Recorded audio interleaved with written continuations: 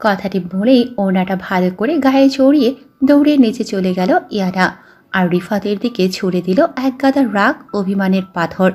ফোনের ওপাশ থেকে জোরে হাসির আওয়াজে এক বুক বিরক্তি প্রকাশ করল আলেয়া।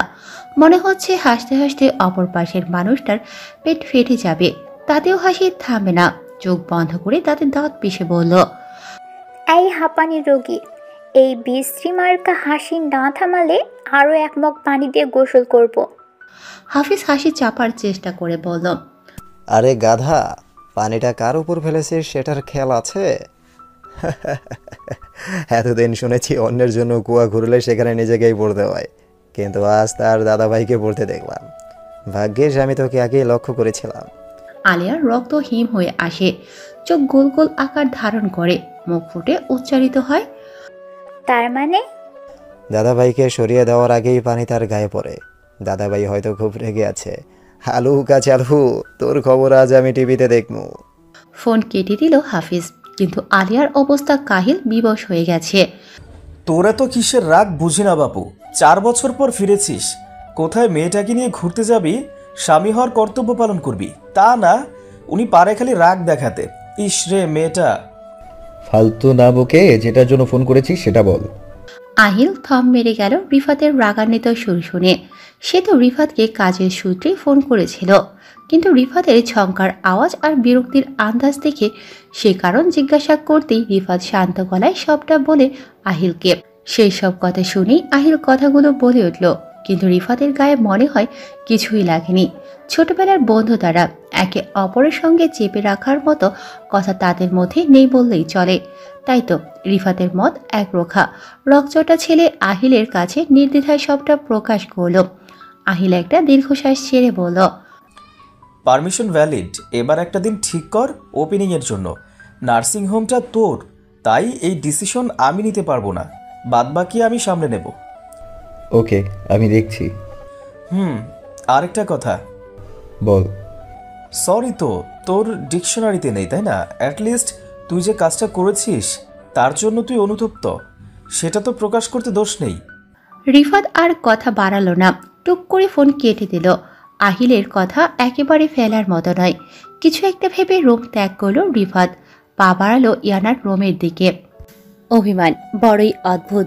রাগে আমরা নিজের অনুভূতি বহিঃপ্রকাশ ঘটালেও অভিমানে আমরা মিয়ে যাই, দূরে সরে আসি সেই মানুষটার হতে, যার কাছ থেকে আমরা সেই কাঙ্ক্ষিত পীড়াদায়ক অনুভূতির উপলব্ধি ঘটাই। এর মধ্যে কেটেছে 4 দিন। সেই দিন রিফাত ইয়ানার রুমের কাছে এসেও থেমে যায়। একটা ইম্পর্টেন্ট ফোন কল আসাতে রিফাতকে বেরিয়ে যেতে হয়। রাতে অনেক দেরিতে ফিরে ক্লান্ত হওয়াতে ফ্রেশ হয়ে ঘুমিয়ে পড়ে রিফাত। সেদিন আর কথা হয় না দুজনের। রমণীর মোহতে যেমন পুরুষ বেপরোয়া, তেমনি রমণীর অভিমানে পুরুষ অগোছালো। রিফাতের অবস্থাও একটু অগোছালো। সে কি করবে কি না করবে ভেবে পাচ্ছে না। মেয়েটাকে অভিমান তাতে এত উদ্বিগ্ন করছে কেন? কেন বারবার মেয়েটাকে চোখের দেখা হলেও দেখতে চাইছে? 4 দিন হতে চলল, ইয়ানাকে সে চোখের দেখাও দেখেনি। কাজের চাপে তাকে সকাল সকাল বেরিয়ে যেতে হয়। যখন সে যায় তখন ইয়ানা ঘুমায়, আর যখন সে ফিরে আসে তখনও ইয়ানা বিভোর ঘুমে। মাঝে একদিন সবার সাথে নাস্তা করার সময়ও রিফাত ইয়ানাকে দেখতে পায়নি। কাউকে এই বিষয়ে প্রশ্ন করতেও দ্বিধাবোধ করছিল রিফাত। এই বেয়াদবির জন্য রিফাত আলোকে 2-4টা ধমক দেয়। আজ তার ওই কাজটার জন্য এত কিছু। মেয়েটার বয়স এখনো কিশোরীর খাতায়, দুষ্টুমি তার হাতের মোয়া, তাই তাকে বেশি বকলে হিতের বিপরীত হতে পারে। তার উপর বোন তার বড়ই আদরের। আলেয়া কান্না করে দেয় ধমক শুনে। তারপর রিফাত তাকে বোঝায় আর বলে এরকম কাজ যেন দ্বিতীয়বার না করে। হালকা উষ্ণ রোদের মাঝে হাতের নোকিয়া সেটের কিপ্যাড ফোন নিয়ে গভীর চিন্তায় মগ্ন ইব্রাহিম সাহেব।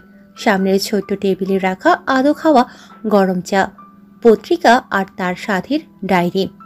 এটা শুধুই ডায়েরি না, এটা তার সম্পত্তি, যার মধ্যে রয়েছে তার 75 বছর বয়স ধরে তৈরি করা পুঁজি, আত্মীয় স্বজন, বন্ধু বান্ধব, আরও কতই চেনাজানা মানুষের ফোন নাম্বার। কার মেয়ে বিবাহ উপযুক্ত, কার ছেলে সুপাত্র, এই সব ধরনের উপস্থিতি তার মাথায়। কতই বিয়ের ঘটক হিসেবে তিনি নিযুক্ত। তিনাকে শুধু বলতে দিলি, যদি আপনার চোখে আমার মেয়ের জন্য একটা সুপাত্র থাকে তাহলে আমায় বলবেন। তাদের কথা শেষ হওয়ার আগেই ইব্রাহিম সাহেব নিজের ম্যাজিক্যাল ডায়েরি থেকে 5-6 জন বিবাহ উপযুক্ত ছেলের নাম্বার বের করে দেবে। অনেক চিন্তা ভাবনার পর ইব্রাহিম সাহেব ফোন করে তার ছেলে মিস্টার আফতাবকে। আব্বুর নাম্বার ভেসে ওঠার সাথে সাথেই ফোন রিসিভ করে কানে ধরে আফতাব হোসেন সালাম দিয়ে জিজ্ঞাসা করে, আব্বা, তুমি ঠিক আছো তো? হঠাৎ এরকমভাবে ফোন করলে? ইব্রাহিম সাহেব ডাঁটো স্বরে বলে, আরে হ্যাঁ হ্যাঁ ঠিক আছে, আমি দাদুভাইয়ের ঘরের ছেলে মেয়ে না দেখে আমি কোথাও যাচ্ছি না। ইব্রাহিম সাহেব এহেন কথায় অপ্রস্তুত হয়ে পড়ে মিস্টার আফতাব। গলা কেশে কিছু বলতে যাওয়ার আগে ইব্রাহিম সাহেব বলতে শুরু করে, আমার কথা মন দিয়ে শোনো, এবার সময় চলে এসেছে দাদুভাই আর ইনু মামুনির রেজিস্ট্রির। বিয়ের সময় ইনু মামুনি অনেক ছোট ছিল, তাই তখন রেজিস্ট্রি হয়নি, কিন্তু এখন ইনু উপযুক্ত আর দাদুভাইও চলে এসেছে। আর বেশি দেরি করা উচিত নয় আমাদের। তুমি রেজিস্ট্রি পেপার তৈরি করতে দাও, আমি যত তাড়াতাড়ি সম্ভব এই শুভ কাজ সেরে দিতে চাই। মিস্টার আফতাবকে কোনো কথা বলতে না দিয়ে ফোন কেটে দিল ইব্রাহিম সাহেব। এদিকে আফতাব মিয়া পড়ল এক দুবিধার মধ্যে। ছেলের আচরণ সম্পর্কে অবগত তিনি। এক রুদ্ধ দীর্ঘশ্বাস ছাড়লেন তিনি। ইব্রাহিম সাহেব এর কথা তারা দুভাই কোনোদিন ফেলেননি।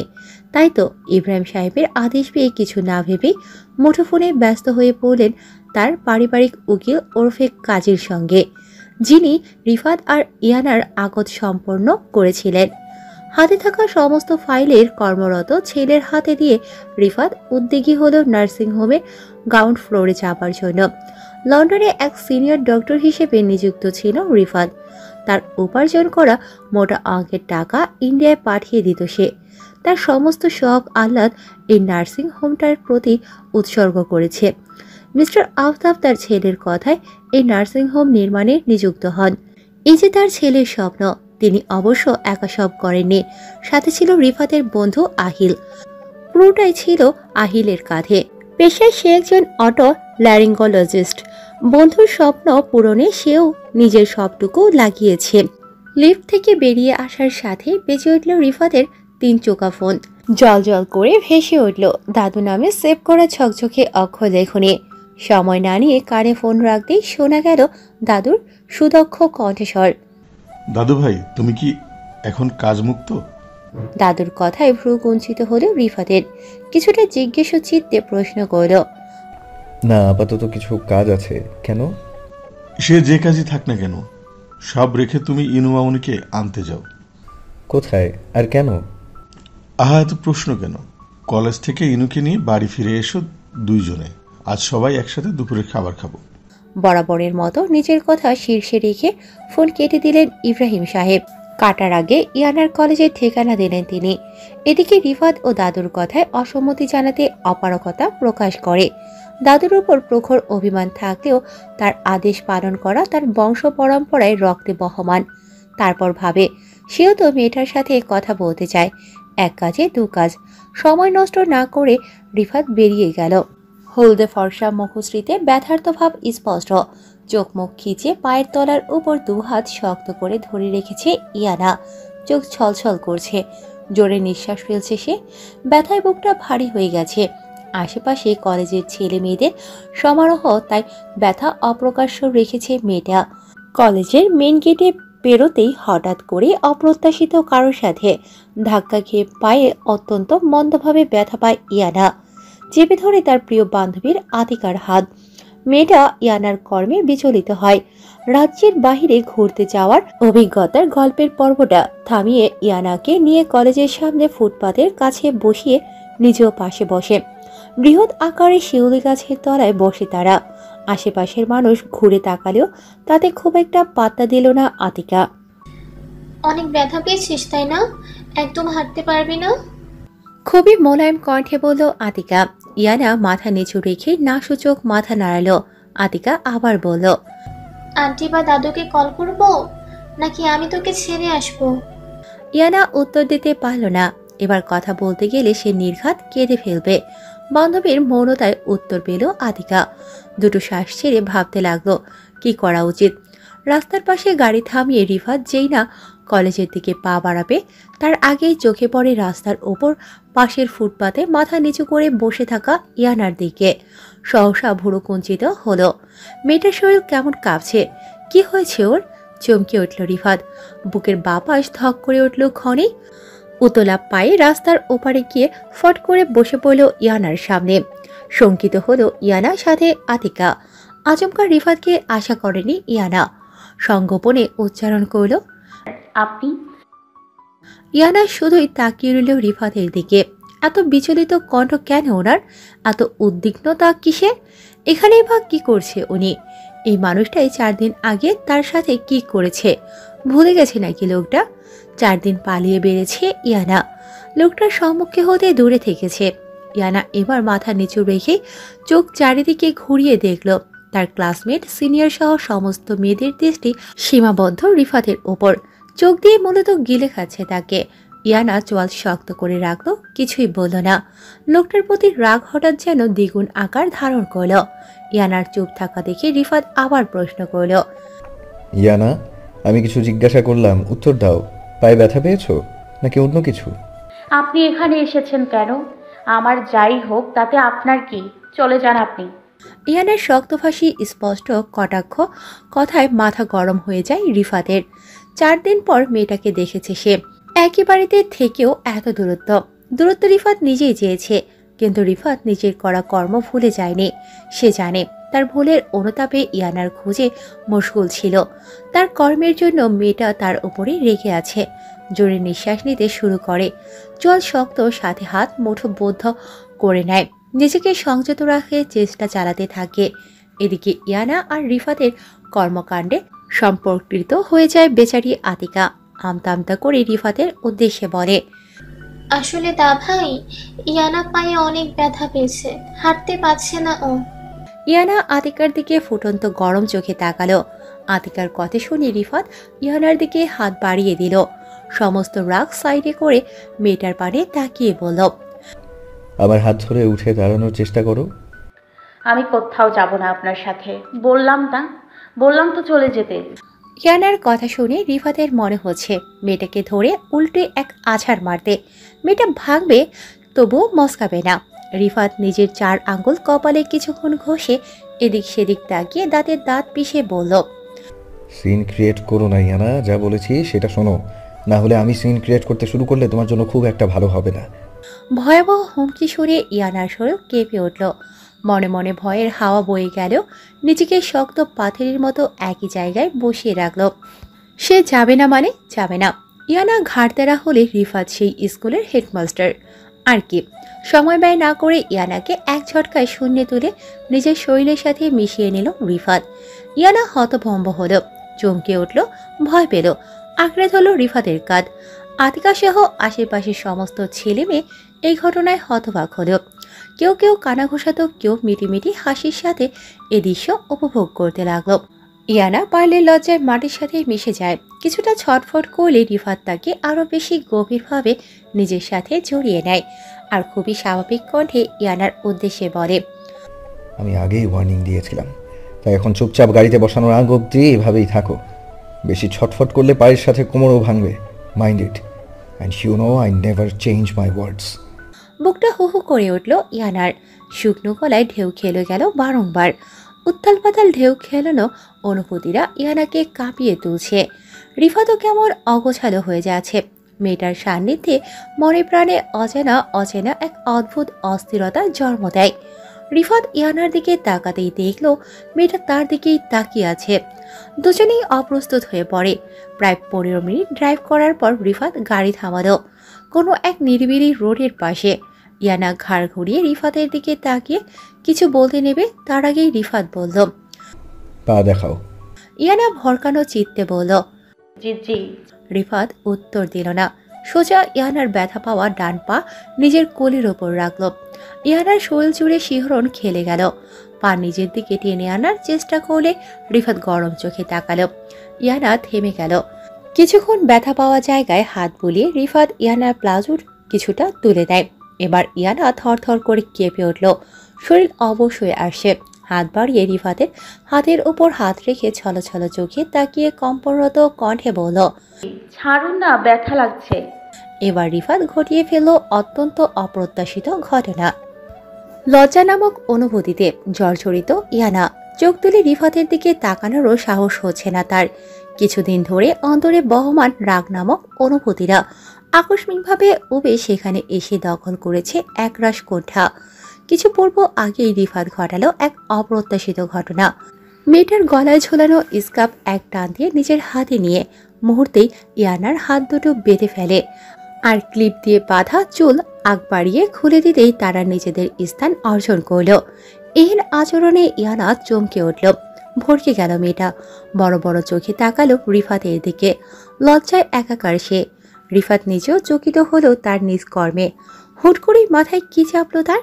রিফাত সেই সব দিকে বেশি খেয়াল না করে ইয়ানার পায়ের দিকে দৃষ্টি রেখে বলল, আমার কাজে বাধা দেওয়া পছন্দ নয়, চুপচাপ কিছুক্ষণ বসে থাকো, আমাকে দেখতে দাও। এবার ছটফট করলে ইনজেকশন দিয়ে অজ্ঞান করে দেব। ইয়ানা তবদা খেয়ে যায়। কি ভয়ঙ্কর হুমকি দিচ্ছে লোকটা তাকে। রিফাত ভালো করেই জানে ইয়ানা কি পরিমাণে ভয় পায় ইনজেকশন দেখে। রিফাতের থেরাপিটা কাজেও লাগলো। চুপচাপ নতজানু হয়ে বসে থাকলো ইয়ানা। ব্যথা পেলেও শব্দ করল না সে। বুকের মধ্যে ধিক ধিক শব্দ হতে লাগলো, যেন নদীর অশান্ত পানির তরঙ্গ আশ্রয় পড়ছে তীরে। ঠোঁটে ঠোঁট চেপে বসে রইল। বেশ সময় নিয়ে রিফাত ইয়ানার পা নিয়ে নাড়াচাড়া করল, আর যা বুঝলো তাতে সে মাথা তুলে ইয়ানার দিকে তাকালো। গুনে 1 সেকেন্ডের কাজ, তারপর ব্যথা ফুর। কিন্তু এই 1 সেকেন্ডে ইয়ানার অবস্থার কথা চিন্তা করে রিফাতের কপালে গভীর চিন্তার ভাঁজ পড়ে। কিন্তু এই কাজ তাকে করতেই হবে। কিছু ব্যথা নিবারণের জন্য দ্বিগুণ ব্যথিত হতেই হয়। কথাটা চরম সত্য মনে করে রিফাত। ইয়ানার পায়ে হালকা এক মোচড় দিল। ব্যথা ফুর সাথে ইনায়ও। হাতে এক বাটি কষা মাংস নিয়ে আলেয়া প্রবেশ করল তার ছোট চাচার বাড়ি। তাদের বাড়ি থেকে হাতে গুনে 10 সেকেন্ডের পথ। রাস্তার এপাশ ওপাশ। হাফিজের নাকি বেজায় পছন্দ তার বড় মায়ের হাতের মাংস কষা। তাই তো আলেয়ার হাতে মাংসের বাটি তুলে দিয়ে এক প্রকার জোর করে পাঠালো হাফিজদের বাড়ি। মিসেস আশফিয়া একগাথা বিরক্তি নিয়ে ড্রয়িং রুমে এসে দাঁড়ালো। রান্নাঘর থেকে হাফিজের মা হাফসা আলেয়াকে দেখে বিস্তার হেসে বলল,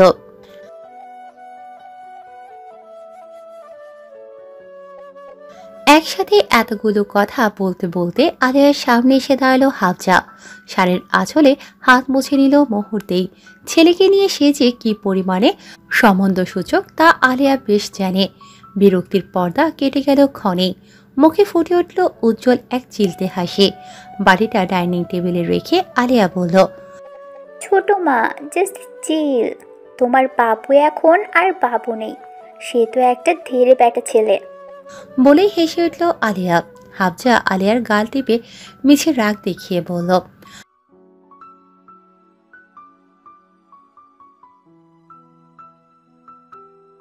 আলিয়া আশ্বাস দিয়ে বলল, আচ্ছা বলবো। আসলে দাদা ভাই অনেক ব্যস্ত এই কয়েকদিন, বাড়িতেও থাকে কম। হাফজা আলিয়ার কথা আরো কথা জুড়ে দিল। আলিয়া মজায় মেতে উঠল। ছোট মা যেন তার আরেক মা। চাচি সম্পর্কে আলিয়া তার বান্ধবীদের মুখে কতই না কটু কথা শুনেছে, কিন্তু সেই সব কথার সাথে তার ছোট মার কোনো মিল কখনোই পায়নি সে।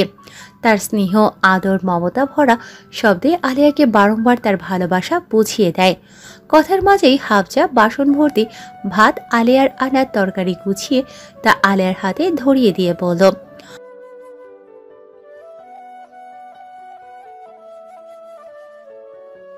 কথাটা এতই আকুতি স্বরে বলল আলিয়া না করতে পারল না।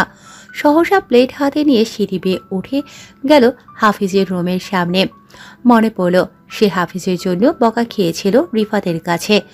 দোষ 100% তার হলেও মনে মনে হাফিজকেই দোষারোপ করেছে সে। গম্ভীর ভাব বজায় রেখে আলিয়া রুমে প্রবেশ করল। দেখল হাফিজ ল্যাপটপের সামনে গভীর মনোযোগ সহকারে একনিষ্ঠ ভাবে কিছু বিড়বিড় করে পড়ে চলেছে। তার রুমে যে কেউ প্রবেশ করেছে সেদিকে তার নজর নেই। আলিয়া গলা খিকিয়ে উঠল। প্লেটটা বিছানার উপর রেখে বলল, খেয়ে নাও, ছোট মা পাঠিয়েছে। হাফিজ চমকে উঠল। অল্পক্ষণ আলিয়ার দিকে তাকিয়ে রইল, তারপর ভ্রু কুঁচকে বলল, তুই? মতলব কি? আবার পানি ফেলার মতলবে এসেছিস তাই না? খুবই সন্দেহের সাথে প্রশ্নটি করল হাফিজ। আলেয়া তেলে বেগুনে জ্বলে উঠল, দাঁত কিরমির করে বলল, হাঁপানি রোগী কোথাকার, এই জন্য মানুষের ভালো করতে নেই, খেতে হবে না। বলে প্লেট হাতে বড় বড় পা ফেলে উদ্যোগী হলো রুম থেকে বেরিয়ে যাওয়ার। হাফিজ তো হতবাক, সে তো মজা করেছিল মেয়েটার সাথে। লাফ দিয়ে বিছানা থেকে ফ্লোরে নেমে আসলো সে। আলেয়া বেরিয়ে যাওয়ার আগেই তার হাত টেনে দরজা আটকে দিল। সহসা আলেয়া চমকিত হলো, চোখ তুলে হাফিজের পানে চাহিয়া দেখিল ছেলেটা একদম তার সম্মুখে। হাফিজ হালকা ঝুঁকে পড়ল আলিয়ার মুখের সামনে, নিচের ঠোঁট কামড়িয়ে হেসে দিল। আলিয়ার গম্ভীর চেহারা, চকিত নয়নে দৃষ্টি ঘুরিয়ে ম্লান স্বরে বলল, যাচ্ছিস যা, কিন্তু খাবারের প্লেট নিয়ে যাচ্ছিস কেন? কোল্ড ওয়ারটা আমার তোর সাথে, বড় মায়ের মাংস কষার সাথে নয়। আর এই রাগটাই বা কিসের? আমার জন্য রিফাত ভাইয়ের কাছে বকা খেয়েছিস তাই তো? আচ্ছা, সেই রিভেঞ্জটা না হয় পরে নিস, সুযোগ আমি দেব। অত্যন্ত অপ্রত্যাশিতভাবে তাকালো আলিয়া হাফিজের দিকে। হাফিজের কথা শুনে আলিয়া স্তব্ধ হয়ে গেছে। ছেলেটার কথা আজ কেমন বিনিময় মনে হচ্ছে। হাফিজ আলিয়ার হাত ধরে তাকে বিছানায় বসায়, খুবই ক্লান্ত গলায় বলে, ঝগড়া করার বিন্দু মাত্র ইচ্ছে নেই আমার এখন। পেটে খিদে আছে, কিন্তু অনেক কাজও আছে। খাইয়ে দিবি প্লিজ? আলিয়া ভ্রুকুসকে চটজলদি বলে, আমি এই রুমে তুই আর আমি ছাড়া আর কি কেউ আছে? আচ্ছা, হাত দিয়ে খাওয়াতে হবে না, ওখানে চামচ আছে, ওটা দিয়েই খাইয়ে দে। আলিয়াকে আর কিছু বলার সুযোগ না দিয়ে হাফিজ আবারও ল্যাপটপে গভীর মনোযোগ দিতে শুরু করে। আলিয়াও আর না বলতে পারে না, কেন জানি ইচ্ছে করল হাফিজদের হাতে হ্যাঁ মেলাতে। সময় ব্যয় না করে আলিয়া তার ছোট হাতে চামচ তুলে নিল, তারপর খাইয়ে দিতে লাগলো হাফিজকে। এ নিয়ে 3 নম্বর সিগারেট শেষ করল রিফাত। গাড়িতে হেলান দিয়ে দাঁড়িয়ে ফোন বের করল। দাদুর নাম্বারে ফোন করতেই ইব্রাহিম সাহেব কিয়ৎকালের মধ্যে ফোন রিসিভ করে অত্যন্ত চিন্তিত হয়ে বললেন, দাদু ভাই কোথায় তোমরা? 2:30 বেজে পার হয়ে গেল, কখন আসবে তোমরা? সব ঠিক আছে তো? রিফাত দীর্ঘশ্বাস ফেলে স্বাভাবিক কণ্ঠে বলল, সব ঠিক আছে, তোমরা আমাদের জন্য অপেক্ষা করো না, আমরা আজ বাইরে খাবো। কথাটা কর্ণগোচর হতে ইব্রাহিম সাহেব খুশিতে ভরপুর হলেন। ইয়ানা আর রিফাতের মধ্যে দূরত্ব কমে আসছে বলে ধারণা করলেন তিনি। রিফাতের কথায় সম্মতি জানান তিনি উচ্ছ্বাস মনে। রিফাত ও দাদুর মনোভাব বুঝতে পারে, কিন্তু সে যে সত্যিটা বলতে পারবে না, অযথা সবাই চিন্তা করবে। আমার পা ছাড়ুন, ব্যথা পাচ্ছি আমি। মায়া দয়াহীন রাক্ষস যেদিন থেকে এসেছে আমায় কষ্ট দিয়েছেন। ছাড়ুন না প্লিজ, ব্যথা পাই আমি। ধীরে ধীরে জ্ঞান ফেরার সাথে এরকম আহাজারিপূর্ণ কথা বিড়বিড় করে বলতে আরম্ভ করলো ইয়ানা। কপাল আর গলা ঘামে মাখামাখি, তীব্র ভয় তাকে আঁকড়ে ধরেছে। ছোটবেলা থেকে মেয়েটা অত্যন্ত ভীতগৃহী, অল্পতেই ভয়ে আড়ষ্ট হয়ে যায় ইয়ানা। ইয়ানার গলার আওয়াজ পেয়ে রিফাত জলদি গাড়ির দরজা খুলে ভেতরে প্রবেশ করে। প্রায় 20 মিনিট পর জ্ঞান ফিরেছে মেয়েটার। রিফাত ইয়ানার অবস্থা দেখে তার কাঁধে হাত দেওয়ার আগেই ইয়ানা রিফাতের বাম কাঁধে আঁকড়ে ধরে, বাড়ন্ত নখ বসিয়ে দেয় রিফাতের কাঁধে, যা পাতলা চামড়া ভেদ করে লালিমা বিন্দু ফোঁটা বেরিয়ে আসে। দাঁতে দাঁত চেপে রিফাত সহ্য করে সবটা। ঝট করে চোখ খুলে ইয়ানা। রিফাতকে এত সামনে দেখে ঘাবড়িয়ে যায় সে। গাড়ির দরজার সঙ্গে মিশিয়ে ফেলে নিজেকে আর সামলাতে বলতে থাকে, খবরদার আমার পায়ে হাত দেবেন না, না হলে আমি চলে যাব। দূরে থাকুন একদম, খুব বাজে আপনি, কোনো কথা নেই আপনার সাথে। এনাফ ইজ এনাফ, কি যা তা বলছো? আর একটা কথা বললে তুলে আছাড় মারবো, স্টুপিড। রিফাতের ধমকে চমকে উঠল ইয়ানা। ঠোঁট ফুলিয়ে ফাঁপিয়ে কেঁদে দিল সে। রিফাত ভারী এক নিঃশ্বাস ফেলে নিজেকে সংযত রাখার চেষ্টা করে শান্ত গলায় বলে, রিল্যাক্স ইয়ানা, তোমার থেকে দূরেই আছি দেখো। আর রইল তোমার পায়ের ব্যথা, সেটা আর নেই, বিশ্বাস না হলে নিজেই দেখো। ইয়ানার কান্না থেমে গেল। দেখলো সে সত্যি রিফাতের থেকে দূরেই আছে। ভ্রুকুসকে পা নাড়িয়ে চাড়িয়ে দেখলো সত্যি ব্যথা নেই তার। একদম নেই সেটা নয়, কিন্তু আগের থেকে 90% ব্যথা কম। তারপর নিজে থেকেই তাকালো, চুল তার বাঁধা, স্কার্ফ গলায় ঝোলানো, ঠিক আগের মতো। বুঝতে বাকি রইল না তার অজ্ঞান হওয়ার পর রিফাত সবটা ঠিক করে দিয়েছে। মাথা নিচু করে নিল ইয়ানা। চোখ তুলে আর তাকালো না রিফাতের দিকে। রিফাত আর কথা বাড়ালো না, গাড়ি স্টার্ট দিল। সামনের দিকে তাকিয়েই ইয়ানাকে বলল, আজ আমরা বাইরে খাবো। এইসব সম্বন্ধে বাড়িতে আলোচনা করার কিছুই নেই, সবাই চিন্তা করবে। দাদুকে ফোন করে জানিয়ে দিয়েছি আমি। ইয়ানা কিছুই বলল না, চুপচাপ বসে রইল।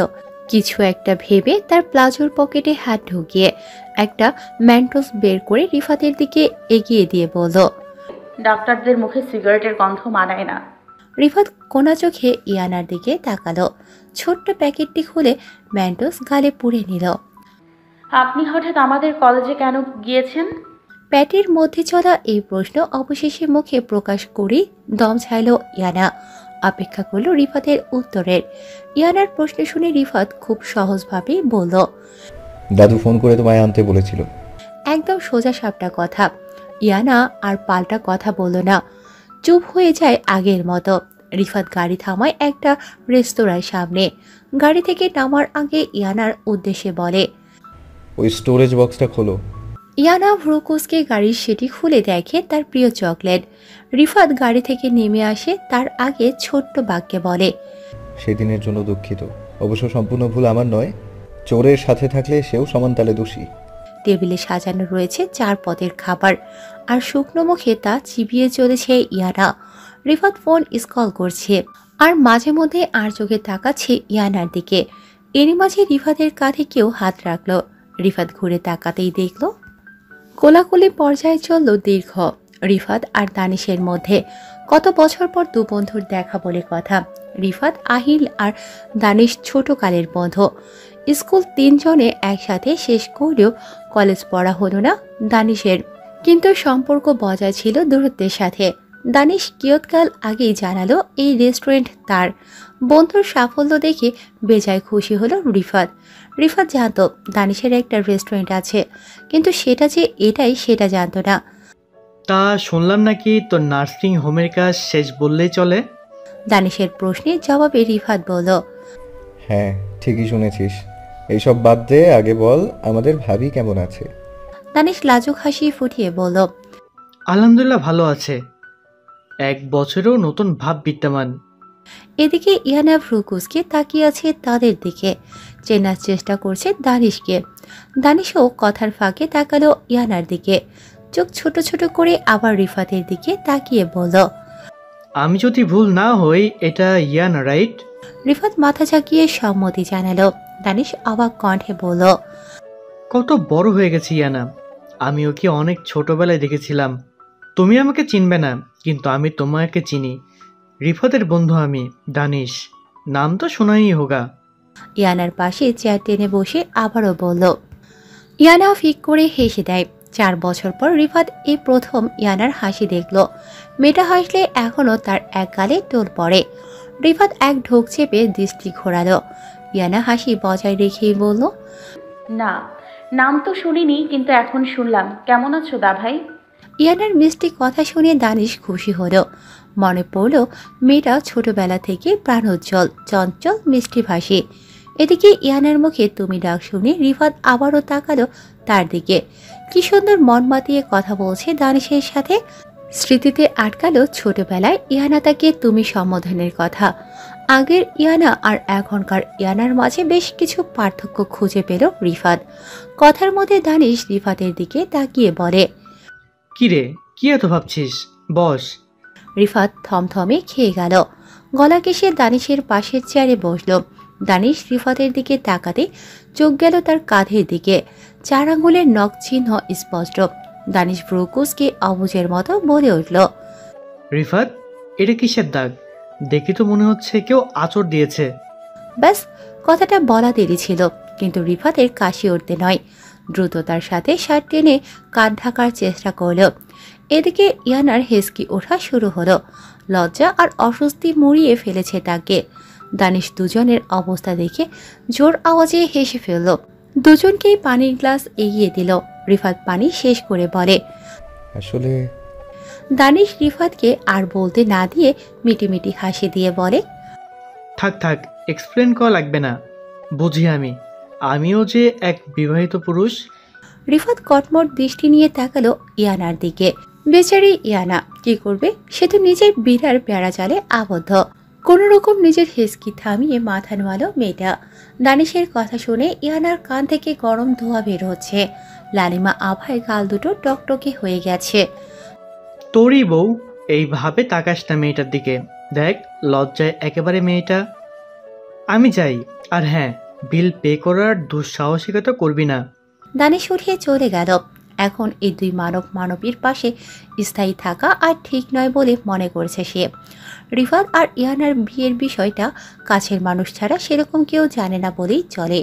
তাই তো এই 4 বছরে অগণিত বিবাহের প্রস্তাব এসেছে ইয়ানার জন্য। বউ শব্দটি শুনে ইয়ানা কেঁপে উঠল। সংগোপনে সৃষ্টি হলেও ঝড়ো বাতাস। চোখ তুলে রিফাতের দিকে তাকালো বটে, কিন্তু লোকটার ভাবভঙ্গিমা স্পষ্ট হলো না। অবশেষে খাওয়া দাওয়া শেষে রিফাত ইয়ানার দিকে একটা ঔষধ দিয়ে বলল সেটা খেয়ে নিতে। ওষুধ খাওয়ার পরে দানিশের কাছ থেকে বিদায় নিয়ে তারা বেরিয়ে পড়ল বাড়ির উদ্দেশ্যে। স্বামী স্ত্রীর সম্পর্ক সৃষ্টিকর্তার রচিত সবচেয়ে সুন্দর সম্পর্ক। এই সম্পর্কে মিশ্রিত আছে আবেগ, বিশ্বাস, সম্মান, রাগ, অভিমান, অনুরাগ, স্নেহ আর অগাধ ভালোবাসা। এক অদৃশ্য সুতোর সাথে বেঁধে যায় দুটি মন। একে অপরের পরিপূরক হয়ে ওঠে অচেনা দুই মানবী। কবুল বলার সাথে সাথেই একে অন্যের প্রতি তৈরি হয় নাম না জানা টান অনুভব। শীতল স্রোতের মধ্যে ভাসতে থাকে দুই হৃদয়। মন দেহ মিলে হাতে হাত রেখে তারা পাড়ি জমায় জীবন মৃত্যুর মিলিত স্থানের দিকে। ইয়ানা আর রিফাত এই সম্পর্কের মোড় কোন দিকে নেবে তা এখনও ধাঁধা হয়ে রয়েছে। দুজন যতই দূরত্ব বজায় রাখতে চায়, প্রকৃতি যেন তাদের আরও বেশি কাছাকাছি নিয়ে আসে। ভিজে চুলে পিঠ মেরে দিয়ে মাথায় ওড়না পেঁচালো, তারপর ড্রয়িং রুমে এসে হাজির হলো ইয়ানা। পায়ে ব্যথা আগের তুলনায় অনেক ভালো। বেশি হাঁটলে ব্যথা বাড়বে, তাই আজ কলেজ থেকে অবসর নিয়েছে সে। আজ সারাদিন প্রায় রুমেই কাটিয়েছে। মিশি আর ফিনের সাথে মেতেছিল সর্বক্ষণ। ফোনে ঘণ্টাখানেক কথাও হয়েছে আতিকার সাথে। কাল তাদের বাড়ি ফিরতে প্রায় বিকেল পেরিয়ে গিয়েছিল। বাড়ি এসে তাদের কোনো প্রশ্নের সম্মুখীন হতে হয়নি। উপরন্তু সবাই খুশি হয়েছে তাদের একসাথে দেখে। বিষাদ মেঘ উবে যাচ্ছে বলে ধারণা করছে সবাই। এই ধারণা নিয়েই মিসেস আশফিয়া আর ইয়াসমিন বেগম ইনিয়ার মাথা খেয়ে ফেলেছে। কেমন ঘুলি, কেমন কাটলো সারাটা দিন, আরও কত কি। ইয়ানা সহজে মিথ্যে বলতে পারে না। মিথ্যে বললে সে কেমন তুতলিয়ে যায়। কিন্তু কাল নিজের আন্টিমা আর নিজের মাকে খুবই সুন্দর করে মিথ্যের গল্প শোনালো। না চাইতো রিফাতের কথা সে মানল। সে বলেনি তার ব্যথার কথা। সে চায়নি অযথা সবাই চিন্তা করুক তাকে নিয়ে। কিন্তু ইয়ানার এই ছোট্ট মিথ্যের পিছনে পরিবারের সবার মনের মধ্যে তৈরি হয়েছে অশেষ আশা। সম্পর্কে উন্নতি হচ্ছে, ক্লেশ কমছে, ভালোবাসাও বাড়বে। দুপুরে সবাই একসাথে খাবে। ইতিমধ্যে ডাইনিং টেবিলে চেয়ার দখল করেছে দাদু মিস্টার আফতাব আলিয়া। ইয়ানা চেয়ার টেনে বসতে নিলে তার আগেই দাদু বলে ওঠে, ইনু যাও তো, মামুনি রিফাত আর আহিলকে ডেকে আনো তো, তারপর একসাথে খাবো। ইয়ানা ক্লেশে পড়ে গেল। দাদুর মুখের ওপর না বলার সাহস কারণেই বললেই চলে, কিন্তু তার প্রতিজ্ঞা সেটা কোনোভাবেই ধুলোয় মিশিয়ে দিতে পারবে না সে। ফোন দিয়ে আটল। দরজায় টোকা দিয়ে বাহির থেকেই ডেকে চলে আসবে, কিন্তু রুমে পা দেবে না, কোনোভাবেই নয়। 2-3 বার টোকা দেওয়ার পর দরজা আপনা আপনি খুলে গেল। ইয়ানা দরজা খুলে বাহিরে থেকেই চোখ বোলালো রুমের ভেতর। চোখ গেল ব্যালকনির দিকে। আহিল ভাইকে পুরো দেখা যাচ্ছে।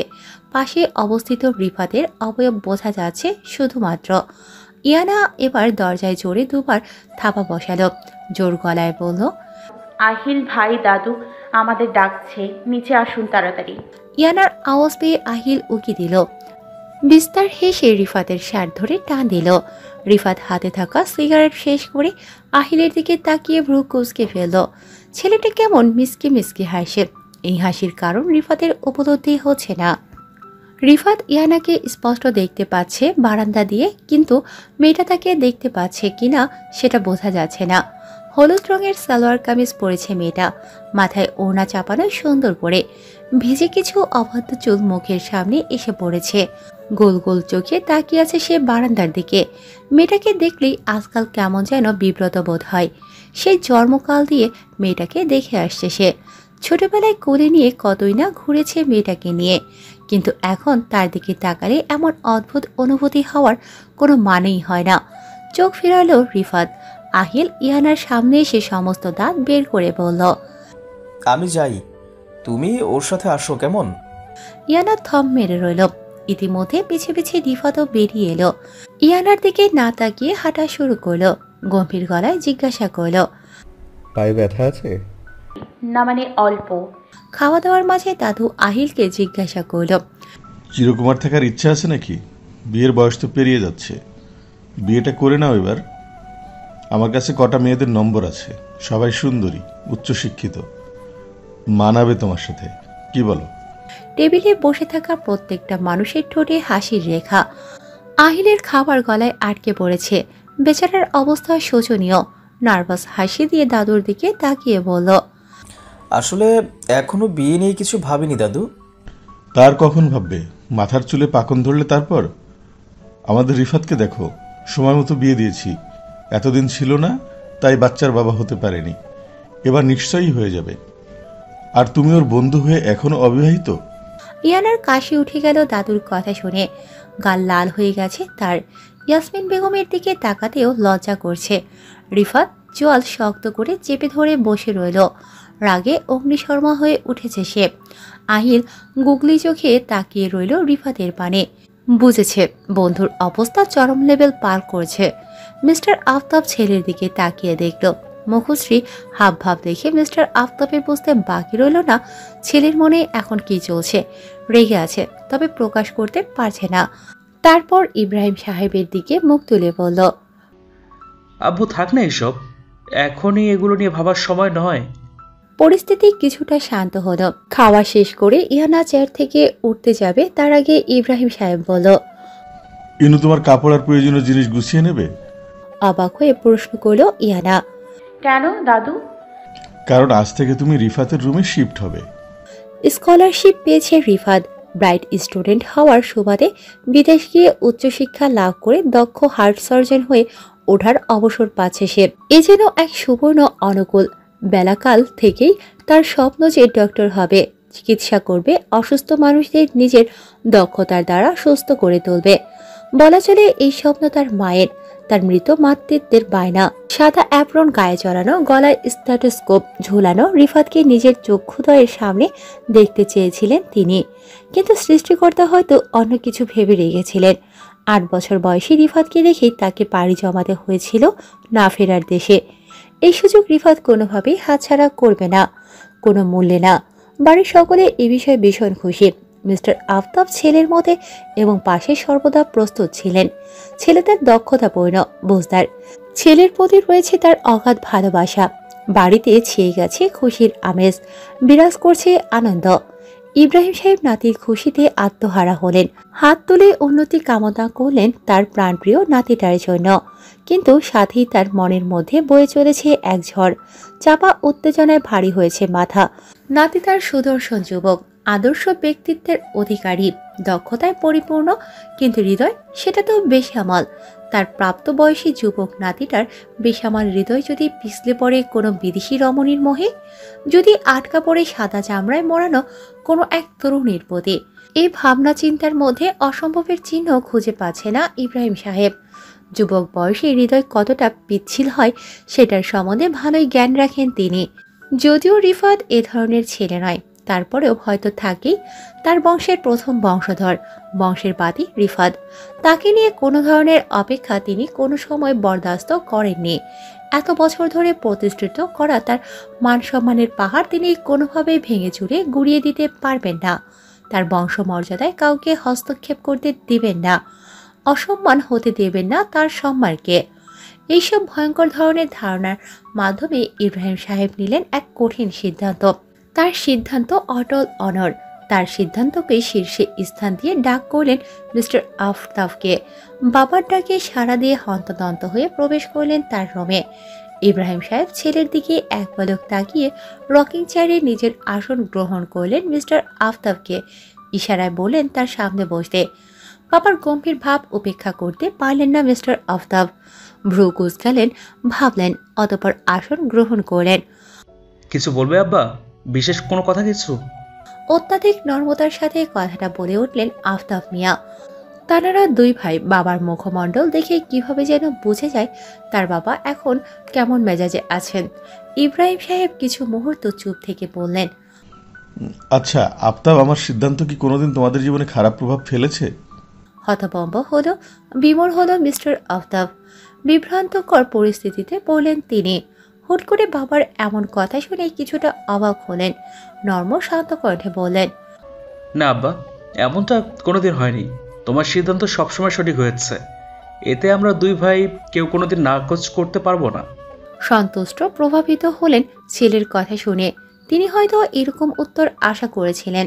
তার দু ছেলে আদর্শবাদী, বয়স বেড়েছে, তারও ছেলে মেয়ের বাবা হয়েছে, কিন্তু মিস্টার ইব্রাহিমের কথা কোনোদিন না এর কাতারে ফেলেননি।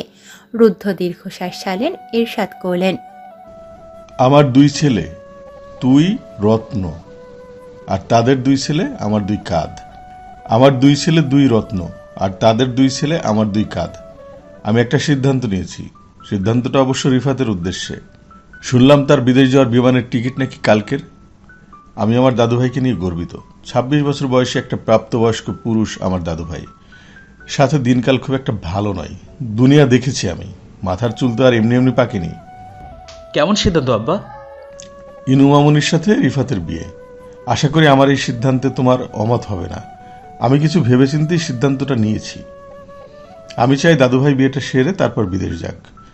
একটা পিছুটান কারোর অপেক্ষা যেন আমার দাদুভাইকে দেশমুখী করে রাখুক। মিস্টার আফতাব চমকিত হলেন বাবার নেওয়া এরকম হঠাৎ সিদ্ধান্ত তাকে অবাকের চরম পর্যায়ে নিয়ে গেল। কিয়ৎক্ষণের জন্য রিফাতের মুখশ্রী চোখের সামনে ভেসে উঠল। ছেলেদের গুরু গম্ভীর, অল্পভাষী, রাগ যেহেতু তার নাকের ডগায়, তাই নিজের জীবনে কাউকে হস্তক্ষেপ করার সুযোগ দেয়নি কখনো। সেটা যে কেউই হোক না কেন। অবশ্য কারো হস্তক্ষেপের প্রয়োজন হয়নি, কারণ রিফাত খুবই গোছানো এক ছেলে। গুণ পেয়েছে তার দাদুর মতো। সেই ছেলেটাও নিজের সিদ্ধান্তকে সবসময় গুরুত্ব দিয়ে এসেছে। পরিবেশ শান্ত দেখাচ্ছে যেমনটা ঝড়ের পূর্বে প্রকৃতি দেওয়া ঠিক তেমনই। ঠাউর করতে পারল না বাবার হঠাৎ নেওয়া সিদ্ধান্তের কোনো ভিত্তিযোগ্য কারণ খুঁজে পেল না মিস্টার আফতাব। তিনি জানেন তার বাবার না শব্দটি শোনার অভ্যাস নেই। তারা সিদ্ধান্তে সবসময় মঞ্জুরি পোষণ করুক, এটাই তিনি সবসময় চান। তার উপর ইয়ানা মেয়েটার বয়স সবে মাত্র ১৬। রিফাতের থেকে হাতে গুনে ১০ বছরের ছোট সে। এটা কোনো বিবাহযোগ্য মেয়ের বয়স নয়। তার উপর রিফাত সে কখনোই মানবে না এই ফয়সালা। একটা আদর্শ বাবা হিসেবে রিফাতের না বলার কারণও তিনি জানেন। মিস্টার আফতাব চিন্তিত মুখে বলল, কিন্তু আব্বা, ইয়ানা এখন অনেক ছোট। তার উপর রিফাতকে তো তুমি চেনো, ও কখনোই মানবে না। আর ওর উপর চাপানোর সিদ্ধান্ত সে কখনোই মেনে নেয়নি। তার চক্ষু প্রমাণ তো তুমি দেখেছ। আশফিয়ার করুণ চেহারার আরশি আমার ইয়ানার মায়াবী মুখশ্রী হোক, সেটা আমি চাই না। ইব্রাহিম সাহেবের কণ্ঠ এবার দৃঢ় হলো। তোমার মা যখন আমায় বিয়ে করে তখন তার বয়স ছিল মাত্র ১৪। তাই বয়সের কথা মাটি চাপা দাও। আর দাদুভাইকে আমি দেখে নেব। তুমি মাসুদকে বলো কাল সন্ধ্যার আগে চলে আসতে। দাদুভাই ঘর ছাড়ার আগেই বিবাহ সম্পূর্ণ করব। ইয়াসমিনকে আমার সিদ্ধান্ত জানিয়ে দিও। সে দ্বিমত পোষণ করবে না আমার বিশ্বাস। মুখমণ্ডলের রাগের ছাপ স্পষ্ট। শুভ্র রাঙা চেহারায় আমাবস্যার প্রলেপ, চোখ রক্তবর্ণ। এক লৌহ মানবের পরিণত হয়েছে রিফাত। দুহাত মুঠি বন্ধ, চোয়াল শক্ত, ক্রুদ্ধ দৃষ্টি সীমাবদ্ধ কার্নিশে ভাঙা কাচের দিকে। একটু আগে কাচের টেবিলটায় সজোরে লাথি মেরে ভেঙে ফেলেছে সে। রাগে থরথর করে কাঁপছে। রুমটা যেন এক ঘূর্ণিঝড় বয়ে গেছে কিছুক্ষণ আগে। মিস্টার আফতাব দরজার কাছে দাঁড়িয়ে ছেলের এই দৃশ্য দেখে চলেছে অনিমেষ দৃষ্টিতে। এটা তো হওয়ারই ছিল। ইব্রাহিম সাহেবের সিদ্ধান্তে রিফাত অমত জানানোর পর তাকে জোর করা উচিত হয়নি। তাই তো এই ক্লেশ। ইব্রাহিম সাহেব বেশ শান্ত। নাতির রাগে সে তার সিদ্ধান্ত বিন্দুমাত্র পরিবর্তন করবে না। নাতি যদি তার জেদি হয় তাহলে সে সেই স্কুলের রিটায়ার্ড হেডমাস্টার। রিফাতের দিকে দৃষ্টি নিক্ষেপ করে আবারও একই কথা জিজ্ঞাসা করলেন, তার মানে তুমি ইয়ানাকে বিয়ে করবে না, তাই তো? রিফাত জবাব দেওয়ার কোনো প্রয়োজন মনে করল না। মিস্টার আফতাব ছেলের মনোভাব বুঝতে পেরে রুমের মধ্যে প্রবেশ করলেন। ম্লান স্বরে বললেন, থাক না আব্বা, এই বিয়ের কথা আমরা রিফাত ফিরে আসার পরেও তো করতে পারি। এখন কি দরকার এসবের? তোমার সিদ্ধান্তে অমত জানাচ্ছি না আমরা। শুধু শুধু সময়টা পরিবর্তন করতে বলছি। ইব্রাহিম সাহেব এবার কিছুটা রোষপূর্ণ হলেন। ছেলের কথায় বেজায় অসন্তুষ্টি পোষণ করলেন। আফতাব মিয়ার দিকে ভরাট একজোড়া দৃষ্টি নিক্ষেপ করে বলল, বিশাল সম্পত্তির মালিকানা থেকে যদি নিজের ছেলের নাম না কাটতে চাও, তাহলে তাকে বিয়েতে সম্মতি জানতে বলো আফতাব। কিং কর্তব্য বিমূঢ় হলো রিফাত। কপালে ভাঁজ পড়ল, চরম উত্তেজনায় হাতের মুঠোয় শক্ত হলো, চোয়াল দৃঢ়তায় পরিপূর্ণ হলো। প্রলয় ঘটিয়ে ফেলার মতো চোখের অবস্থা কাহিল বিবশ হয়ে উঠল। ইব্রাহিম সাহেবের কথা রিফাতের জন্য কাটা খায় নুনের ছিটানোর মতো হয়ে গেল। কোনো উপায় না পেয়ে তার দাদু কিনা তাকে সম্পত্তি হারানোর হুমকি দিচ্ছে।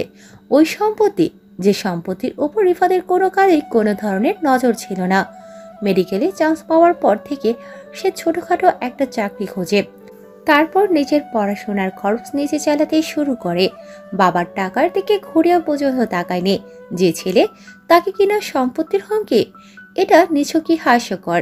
রাগে ফুঁসতে আরম্ভ করল রিফাত। নিজেকে ঠিক রাখা অসম্ভব হয়ে পড়ছে তার জন্য। তারপরেও একটা জোরে রুদ্ধশ্বাস ছাড়ল। দাদু বাবা চাচার উপরে উচ্চস্বরে কথা বলার মতো বেয়াদবি রিফাত কোনোদিনই করেনি, আজও করতে পারল না। দমন করে নিল নিজের রাগ, দাঁতে দাঁত পিষে কোনো রকমে বলল, আপনারা বাবাকে বলে দিন তার বিশাল সম্পত্তির ওপর আমার কোনোদিনই কোনো ধরনের দৃষ্টি ছিল না। সেটা আমার সাথে সাথে আপনারা সবাই জানেন।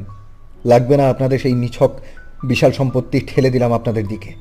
কথাটা আফতাব মিয়ার দিকে তাকিয়ে কোনো রকম পরে রুম থেকে হনহন করে বেরিয়ে গেল রিফাত।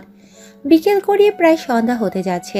রাগের মাথায় অত্যাধিক জেদের বসে ঘরের বড় ছেলে এভাবে বেরিয়ে যাওয়া সবার মনে একটা ঝড় তুলল।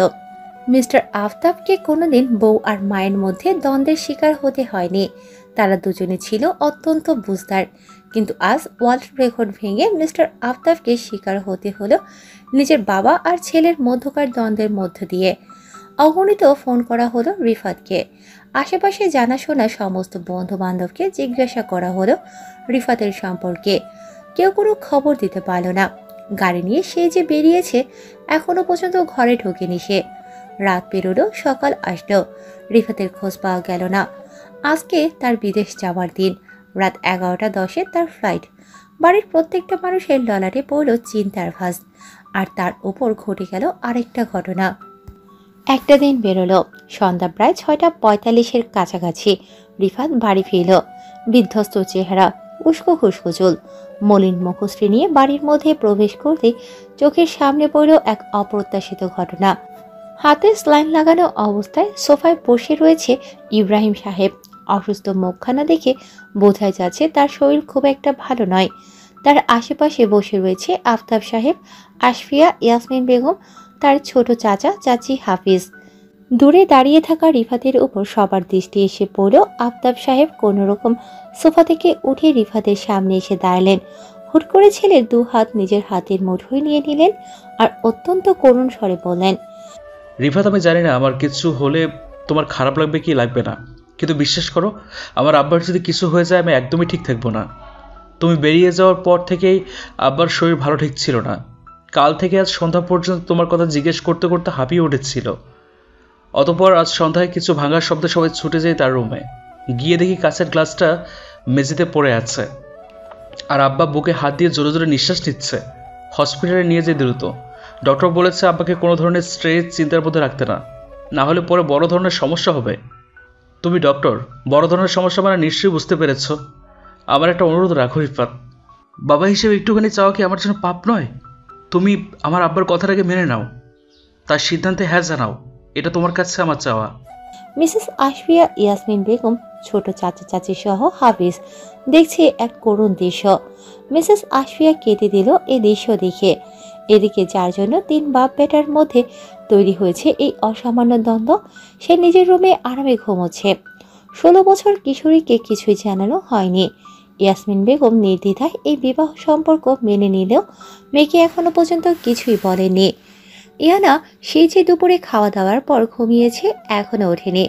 এদিকে তার জন্য ঘটে গেল এক গল্পের মতো ঘটনা। রিফাতের পাশে বসানো হলো ইয়ানাকে। গায়ে জড়ানো মেরুন রঙের শাড়ি, যার আঁচল মাথায় ঘোমটার মতো দেওয়া। কি হচ্ছে এটা কিছুই বুঝতে পারছে না ইয়ানা। তার আম্মা রুমে ঢুকেই তাকে এক প্রকার টেনে তুলল ঘুম থেকে আর নিজেই তৈরি করতে লাগলো ইহানাকে। কোনো রকম শাড়ি পরিয়ে নিচে নিয়ে আসলো আর বসিয়ে দিল রিফাত দাভাইয়ের পাশে। ঘুম এখনো চোখ ছাড়েনি, মাঝে মধ্যেই হাই তুলছে ছোট্ট ইয়ানা। আশেপাশে চোখ বোলালো, দেখতে পেল তার আপনজনের তাদের ঘিরে বসে রয়েছে। তাদের সামনাসামনি বসে রয়েছে এক দাড়িওয়ালা লোক, কি যেন কথা বলছে ইব্রাহিম সাহেবের সাথে। কিছুক্ষণের মধ্যে আরও দুজন ব্যক্তি যোগদান দিয়েছে এই মাহফিলে, আহিল আর দানিশ। এই সমস্ত কিছু দেখে একরকম বোকা মনে দাঁড়িয়ে আছে। তারা তো এসেছিল তাদের প্রিয় বন্ধু রিফাতকে সি অফ করতে, কিন্তু এখানে এটা হচ্ছেটা কি? এদিকে আলিয়া বিরক্তির লোক নিয়ে তাকিয়েছে হাফিজের দিকে। ছেলেটা মাঝের মধ্যেই মেয়েটার ছোট্ট বেনি ধরে টানাটানি করছে। ইয়ানা একবার মুখে হাত দিয়ে ফিক করে হাসল। এদের দেখলেই তার টমের জেরির কথা মনে পড়ে। ইয়ানা আরেকবার আর চোখে তাকালো নিজের পাশে বসে থাকা রিফাতের দিকে। গম্ভীর চেহারা, ভাবলেশীন মনোভাব, চোখ রয়েছে মেঝের দিকে। আশেপাশের খেয়াল নেই যেন সে কোনো অচেনা মানুষদের ভিড়ে বসে রয়েছে। ইয়ানা একটা শুকনো ঢোক গেল, চঞ্চলতা হারিয়ে গেল। সে যে ভয় পায় এই লোকটাকে, কেমন যেন গম্ভীর, কথা বলে কম, আর তাকে ধমক দেয় বেশি। কিছুক্ষণ যেতে না যেতেই বিয়ে পড়ানো শুরু হলো। ইয়ানাকে কবুল বলতে বলে সে একবার ইয়াসমিন বেগমের দিকে তাকালো। মায়ের চোখের ইশারা পেয়ে দ্বিধা ছাড়াই কবুল বলে দিল। আবুস মেয়েটা জানলই না তার সাথে এই মুহূর্তে কি ঘটে গেল। এদিকে রিফাতকে কবুল বলতে বলে সে গম্ভীর স্বরে কবুল বলা মাত্রই সোফা থেকে উঠে হন হন করে নিজের রুমে চলে গেল। কিছু মুহূর্তের মধ্যেই নিজের লাগেজ নিয়ে বেরিয়ে এলো, কারো দিকে তাকালো পর্যন্ত না। এই যে ছেলেটা অভিমানে চলে যাচ্ছে, 4 বছর দর্শন মিলবে না তার। ইব্রাহিম সাহেব একটা দীর্ঘশ্বাস ফেলল, হাত উঠিয়ে দোয়া চাইল নিজের ছেলের জন্য। ইব্রাহিম সাহেব মনে মনে বলল, আলহামদুলিল্লাহ। গগনের মাঝে এক অর্ধচন্দ্র আজ নিজেকে সম্পূর্ণ করে তুলেছে। রক্তিম চন্দ্র মায়াময়, আশেপাশে ছড়িয়ে ছিটিয়ে রয়েছে ছোট মিটিমিটি জ্বলতে থাকা তারাদের মেলা। আকাশ আজ স্বচ্ছ, শীতের রেশ বেড়েছে, সাথে রয়েছে ঠান্ডা হাওয়া। দুমন স্মৃতিচারণে মশগুল, অনিশ্চয়তার নিমজ্জিত দুই হৃদয়। মস্তিষ্ক নির্ধারিত করছে আঁকাবাঁকা পথের সহজ চলাচল, বিচ্ছেদ নাকি প্রণয়, কোনটা শেষ? হাজারো রকমের কল্পিত ছেদ ঘটিয়ে রুদ্ধ দীর্ঘশ্বাস ছাইল দুই নরনারী। চলতে থাকা হাজারো প্রশ্নের উত্তর খুঁজতে অনিমেষ তাকালো আকাশ পানে। আজ চাঁদ তাদের সয় সম্বলহীন। সে পণ করেছে দু নরনারীকে প্রেমের ভাষা শেখাতে, কিন্তু হৃদয়ে অনুভূতির রেশ না থাকলে প্রেমের বাতি জ্বলবে কোথায়? ছুটি প্রায় শেষের দিকে, ফাইনাল পরীক্ষা মাথার উপর। আলিয়া মন দিয়েছে পড়াতে, বই থেকে চোখ সরানোর মতো সময় নেই তার কাছে। ঘড়িতে রাত সম্ভবত 9:20। সকাল থেকে রাত পার করেছে বিছানায় এক কোণে বসে, সামনে ছড়ানো ছিটানো বই খাতার মেলা। খাওয়া দাওয়াও রুমেই করেছে। মিসেস আশফিয়াদ রাগে গজগজ করতে ছাড়ে না। তার মতে মেয়ে তার সারা বছর পড়ে না, আর পরীক্ষা আসলেই পড়ার তোড়জোড় শুরু। খাওয়া নাওয়া বাদ দিয়ে বইয়ের পাতায় ডুবে থাকে মেয়ে তার। বিছানার পাশের ছোট্ট টেবিলের মুঠোফোন বেজে চলেছে অনেকক্ষণ ধরে। এবার বিরক্তিতে মুখ কুঁচকে ফেলল আলিয়া। এতক্ষণ ফোনের কটু শব্দ ইগনোর করলেও এখন আর পারল না। খাতার পাতায় দৃষ্টি রেখেই হাত বাড়িয়ে ফোন রিসিভ করে কানে ধরে রুক্ষ কণ্ঠে বলল, বল, যা বলবি তাড়াতাড়ি বল। পরীক্ষার যাবে পাগল ঠাগল হয়ে গেলে নাকি? চমকালো আলিয়া। বড় বড় চোখ করে ফোনের স্ক্রিনে তাকাতেই দেখল হাঁপানি রোগী লেখা নামে হাফিজ। জিভ দিয়ে ঠোঁট ভেজালো আলিয়া, আমতা আমতা করে বলল, ও তুমি? আমি ভেবেছি আমার বান্ধবী। আলিয়ার কথায় কিছুক্ষণ চুপ থাকলো হাফিজ। কিছুদিন ধরে হৃদ মাঝারে কেমন ধুকপুকানি শুরু হয়েছে তার। নব কিছুর অবাঞ্ছিত অনুভূতিরা আকস্মিকভাবে হানা দিয়েছে হৃদয়ে। প্রাপ্তবয়সী যুবক হাফিজ, কিন্তু নিজেকে এখন কেন জানি আলিয়ার মতো কিশোরী বয়সের কিশোর মনে হয়। কেন এরকম হৃদয়ের ভাব সব বুঝে আসে না তার। শুধু জানে কিছু পবিত্র সম্পর্ক উদ্ঘাটনের সূচনা। ব্যালকনিতে যা আলু। হাফিজের কথায় ভ্রু কুঁচকে এলো আলিয়ার। মনে প্রশ্ন জাগলেও মুখে প্রকাশ করার ইচ্ছে জাগল না। চঞ্চলিত পায়ে বিছানা ছেড়ে ব্যালকনিতে হাজির হলো সে। তারপর হাফিজের উদ্দেশ্যে মিহি কণ্ঠে বলল, এসেছি। আকাশের দিকে তাকা, মুখ তোল। আলেয়া কৌতূহল মেটাতে আকাশ পানে চাহিল, চোখের দৃষ্টি উজ্জ্বল হলো, ঠোঁটের কোণে অবস্থিত হলো অসম্ভব মাধুর্য হাসি। কি সুন্দর চাঁদ! সারা দিন রাত পড়ার ক্লান্তির বিরক্তি নিমিষেই দূর হলো আলেয়ার। হাফিজ নিজের রুমের জানালার পর্দা ভেদ করে আখিদয় স্থির করলো আলেয়ার উপর। রাস্তার এপাশ ওপাশ বাড়ি তাদের, তাই এই সুবিধে। রুমের লাইট অফ থাকায় আলেয়ার চোখ গেল না হাফিজের ওপর। অবশ্য ব্যালকনিতে এসেই একবার কোনা চোখে তাকিয়েছিল সে হাফিজের রুমের দিকে। চাঁদের স্নিগ্ধ আলোয় মিছিল জমেছে আলেয়ার মায়াবী চেহারায়। হাফিজ যেন নতুন করে আবিষ্কার করলো আলিয়াকে।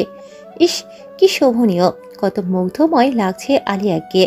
হাফিজ খেয়াল করলো তার হার্টবিট হুট করে দ্বিগুণ বেগে প্রবাহিত হচ্ছে। নিজের জন্য মায়া জাগলো হাফিজের। কেন আলেয়াই কেন? এরই মধ্যে ফোনের ওপাশ থেকে শোনা গেল আলেয়ার মোলায়েম কণ্ঠ। ভীষণ সুন্দর।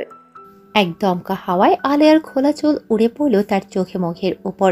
শীতলতা ছড়িয়ে পড়ল চারিদিকে।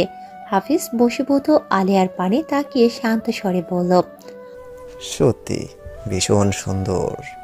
কলেজ শেষে আতিকাকে বিদায় জানিয়ে ইয়ানা ফুটপাথ ধরে হাঁটা ধরল। অটোরিক্সা আজ কিছুই চোখে পড়ছে না তার, তাই ভাবলো হেঁটেই যতটা যাওয়া যায় যাবে। মনটা ফুরফুরে, মেজাজ ভালো, শরীর ছুঁয়েছে ঠান্ডা হাওয়া, মনোরম পরিবেশ হৃদয় জোড়ালো তার। মেজাজ ফুরফুরে হওয়ার আরেকটা কারণ এইটা যে ইব্রাহিম সাহেবের কথা স্থগিত রাখা হয়েছে কিছুদিন। মিস্টার আফতাব ইব্রাহিম সাহেবকে বুঝিয়ে সুঝিয়ে মানিয়ে নিয়েছে, এ বিষয়ে বলেছে, আব্বা, ছেলে মেয়ে তো একই বাড়ির, রিফাত সবে ফিরেছে, আর ইয়ানার জন্য সব কিছু নতুন। তারপর জিনিসপত্র এক রুম থেকে অন্য রুমে শিফট করতে সময় তো লাগে। ওদের দুজনকে একটু ওদের মতো ছেড়ে দিই, একে অপরের সাথে খাপ খাইয়ে নিতে পারলেই তারা নিজেদের থেকেই এক রুমে শিফট হবে। ছেলের কথা কিছুক্ষণ চুপ থেকে মঞ্জুরি পোষণ করলেন।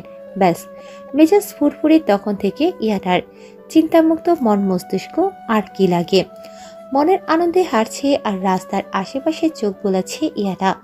ব্যস্ত এই শহরে নিজেকে যেন মুক্ত পাখি মনে হচ্ছে তার নিজেকে।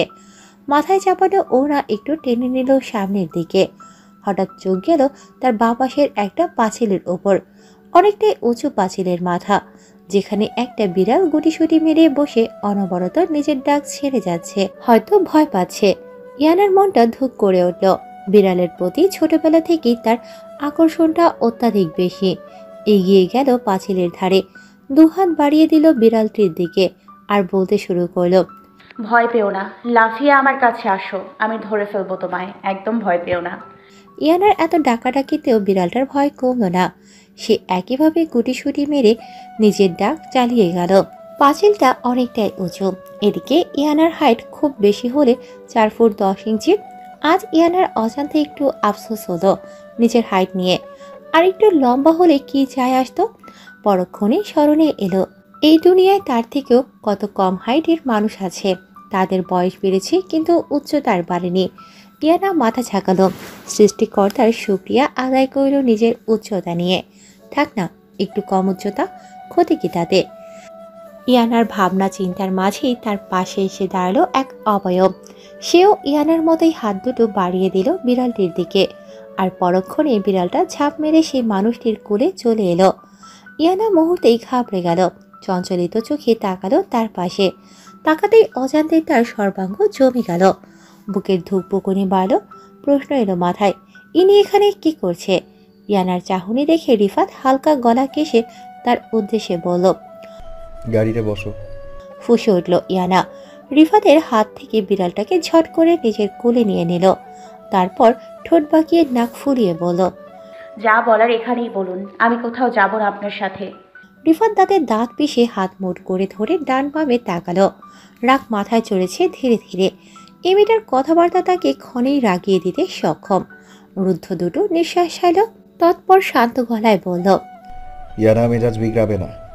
এমনিতেও কলেজের কাছ থেকেই তোমায় খুঁজতে খুঁজতে এখানে এসেছি। এখন চুপচাপ গাড়িতে বসবে। আর না বসলে কি করবেন? হ্যাঁ, যাব না আপনার সাথে। এমনিতেও আমাকে আপনি খুঁজবেন বা কেন? সম্পর্ক মানেন না, আমার সাথে কথা বলতে চান না, তাহলে এত ঘেঁষাঘেঁষি কিসের আপনার আমার সাথে? রাগ মাথায় উঠে নাচতে শুরু করেছে রিফাতের। ইয়ানার কোল থেকে বিড়ালটাকে নামিয়ে রাস্তায় রাখলো। ইয়ানার বাহু ধরে নিজের সান্নিধ্যে নিয়ে আসলো। চোখে চোখ রেখে হিসিয়ে বলল, অনেক বলেছ, আর না, আর একটা কথা বললে থাপড়িয়ে সব কয়টা দাঁত ফেলে দেবো, স্টুপিড। ইয়ানা এবার দ্বিগুণ তেতে গেল। রাগে গড়গড় করতে করতে রিফাতের আরো সামনে চলে এলো। আক্রোশে এসে জোরে জোরে নিঃশ্বাস ফেলে বলতে লাগলো, কিভাবে হ্যাঁ, নিজেকে নিজে বিদেশ ফেরত ডক্টর বলে কি মাথা কিনে নিয়েছেন আমার?